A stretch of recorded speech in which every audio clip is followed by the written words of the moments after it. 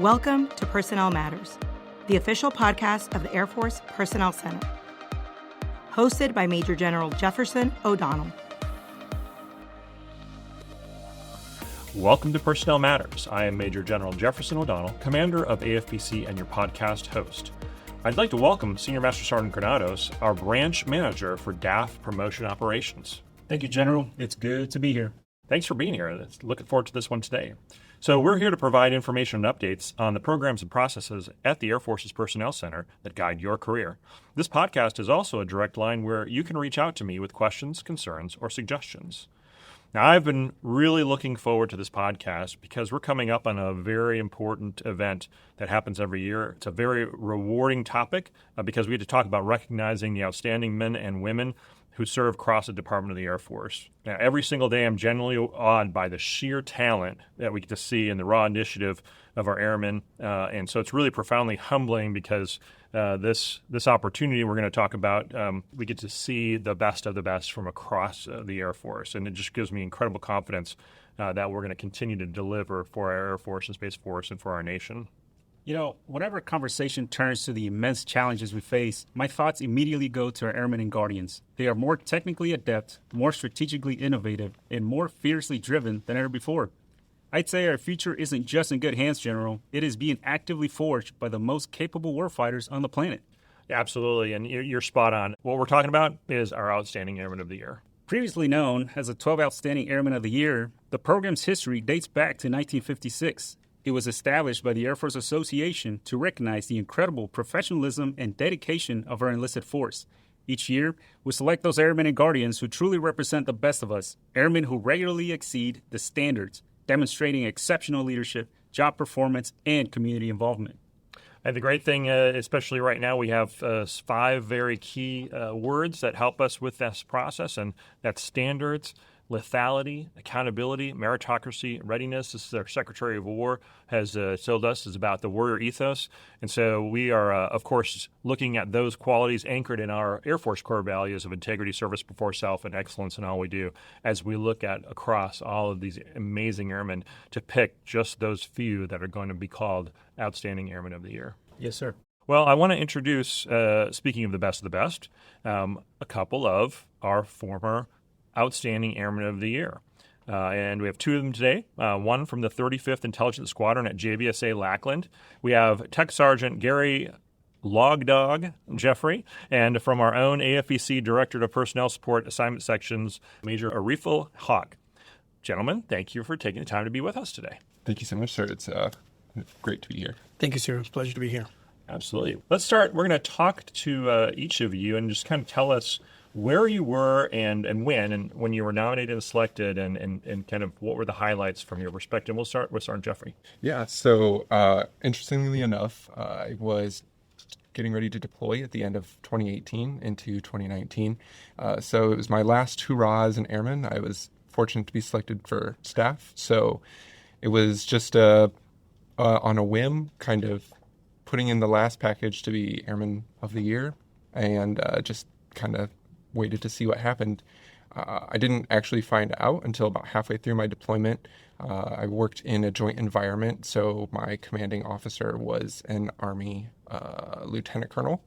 So we got the phone call down in the med shed to, in the best and polite way the Army knows how, to report up to his office.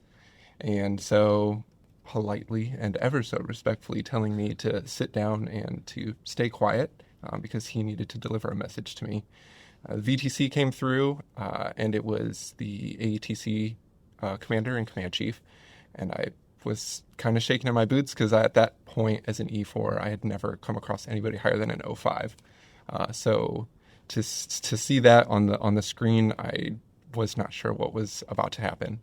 My brain kind of just kicked into overdrive, and I was ready to apologize for whatever it was that garnered a general to be on the screen with me.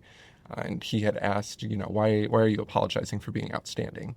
And so that threw me for a loop because at the time I, again, still didn't know anything about the 12OAY program or award. And so I was like, sir, I'm not kind of tracking what it is that you're saying. And he's like, I don't understand why you're apologizing for being outstanding, because you have been, this is your formal notification that you've been selected as one of the 12 Outstanding Airmen of the Year. That's really cool. That's something about us senior leaders. We like to surprise people. It's just more entertaining for us. I'm not sure it's more entertaining for you. It sounds like it's a little bit nerve-wracking, but I think when it's good news like that, at the end of it, we all get to be excited about it. So glad you survived the experience. So Major Hawk, how about you? Sir, thank you again. It's a real honor to be here. And to be honest, this takes me back. It's been about a decade since I actually talked about the 12A program, similar to Sergeant Jeffries. The notification came from PACAF. At that time, it was General Herbert Hawk Carlisle, and he calls the phone. I pick up, and he says, "You're missing something on your ribbon." And I was like, "I'm not missing anything, sir. I think I pushed all my ducks in a row and got everything to you guys. I don't know what I'm missing." And I didn't pick up on it when he said I was selected as 12OAY, and at that time, I was scrambling to go on a deployment, so it wasn't really clicking to me when that news was delivered. But I was working at Yokota. I was a CE troop at that time, and I don't know what 12A was. I wasn't even selected for any awards up until that year in 2014 as Base Airman of the Year. And so when it got to PACAF level, it was a total shock and a surprise. And they had a good laugh because it's GO telling an A1C, soon to be a senior airman, you're missing something. I'm like, I didn't miss anything, sir. I don't know what I'm doing wrong. And that was it. That was the news that was delivered to me. Nice. And you obviously just said it, but if the listeners have caught it, I did introduce you as Major Hawk. And, of course, you just said you were a senior airman at the time. And so not only are you prior enlisted, now commissioned as an officer, but you have a little bit of an interesting background as well because you're not originally from America, right? Yes, sir. I was born and raised in Bangladesh. I came to the States when I was 9. And I told myself after I finished college, I want to earn my citizenship. And so I wanted to earn it by wearing the nation's cloth. I was enlisted when I started out. And funny story, I was one of 5 at basic training in Air Force history to receive my citizenship at basic. And so I can't be any more grateful for the Air Force and the trajectory it's taken me. And I want to continue to serve based on just the privilege to wear it and not all the things I've gotten out of it as to commission as a 12AY. But I love serving. Amazing. Well, we're very fortunate to have you serving, so thank you. And, Thanks, sir. And I'm going to surprise Sergeant Jeffrey. So I'm curious the story about the leeches.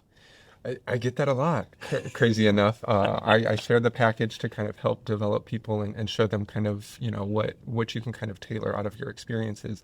And I do get the question about the leeches a lot. So Keesler Medical Group kind of being one of the big 5 as they know it. And so we had a burn victim that had come in, and they were trying to figure out what ways that they could, mitigate a lot of what was going on. And I think there was a nurse that had suggested the idea of a leech treatment with the infection. And so the call came down to logistics, because nobody usually needs logistics until something hits the fan. And so they asked if there was any way that we could procure a leech treatment, because that was what they had read was the most effective. As an A1C, getting told that I need to figure out a way to procure medical grade leeches was kind of threw me for a loop. But fortunately enough, reaching out to some of the other large MTFs, we were able to actually source them from Wright-Patterson. They had actually just, ironically enough, finished a leech treatment. And so it was just a Facebook message of, hey, how do we get rid of medical grade leeches that have become, a human biohazard? And I was like, well, if you have spare leeches, ironically enough, like we have somebody who desperately needs them. So in about 24 hours, we coordinated all of the shipping for everything, and we were able to get the leeches at Keesler and then ultimately save the patient's limb. That's really cool. I appreciate the leeches story, but for both of you, this is such an experience that you went through. Thank you for walking us back through what that experience was. For Major Hawk, if you could give one piece of candid advice to a brand new airman who is ambitious and wants to follow in your footsteps, what would it be? Sir, to a new airman or just any airman on a day-to-day basis, just do your job and master it. Mission comes first. People always, as we've been told, you can do more. And by volunteering for tough jobs, taking the initiative and leading your airmen and peers, and you show your formal leadership position, it will be rewarding in itself. And most importantly, invest in the people around you. It's a team success. And so your success will be a reflection of your team. And if you just do that, you pour everything into your service and your team, the mission will succeed. Thanks, sir. Yeah, that's awesome. And a similar question for Sergeant Jeffrey, as you continue to serve as an NCO and as a senior NCO, how do you see, how can our both enlisted officers and our civilians, all of us, who have the opportunity to be supervisors, how do we elevate our airmen, with whom we work, and do, the same thing as someone did for you to be able to push you forward for recognition for all the amazing things that we do every day? Yeah, so I have a personal philosophy that I try to impart to everybody, and it's the good, better, best mentality. So never stop until your good is better and your better is best. And then coupling that as a supervisor and then leading laterally and challenging the people that supervise me, I look at doing two types of things, and it's applying the pressure and providing support. So each iteration that, you're handing down a task to an airman or to a peer or, empowering those people to take responsibility for what they do, you're slightly each and every single time kind of turning up the heat on the pot, giving them the opportunity to demonstrate that they're ready and they're able to continuously provide to the next level. But then you have that give the support piece, because a lot of the times, it's great if people hit it out of the park. But I think one thing that we can kind of attest to with our, respective 12OAYs is that hitting it out of the park each and every single time isn't what makes you outstanding. It's the failures that kind of come with that and bouncing back from those failures as well. So being able to apply that pressure and then providing support to the people who need it, I think going those hand in hand with that good, better, best ethos is kind of a recipe for success. Very cool. Thank you for sharing that. So anything else for the team? Just a few key dates for OAY this year. So planning is fully underway. We have a lot of new things coming out this year, right? So there'll be a in-person board, as I think we did it last year as well. Some fitness will be involved on there and professional development as well. So it's going to be an exciting time to recognize our best, and we're really looking forward to it. Gentlemen, anything else that you'd like to provide for our listeners today? Certainly, sir. I just want to say that it's a testament to our leaders and mentors that got us to where we were as a 12OAY. We didn't make it on our own. I really have to thank my previous mentors and seniors that have invested in me to reach that level. I would have to echo the same sentiment. I think it's just culminating a team effort and recognizing, one individual from the team. But I had fantastic civilian and military mentors that led me to where I am. Yeah, I would be remiss without saying thank you for you guys providing the time, and then as well as my leadership for putting me up. And I'll echo that. Thank you to all of our supervisors, commanders, mentors, and everyone out there who's listening, who takes care of our airmen every day and does those kind of things. It's really important for what we do, for that recognition. Thank you, gentlemen, for being here today to engage with our listeners. So I really enjoyed this discussion. We look forward to celebrating our Outstanding Airman of the Year this fall in September at the Air Force and Space Association event held in D.C. All right. Well, please join us for our next podcast when we will discuss how do we prepare airmen, guardians, and families for our overseas assignments. If you have a question or issue you would like us to address, look for our contact information in our summary from your Air Force's Personnel Center, where our mission is People First. I'm General O'Donnell. Thank you for listening.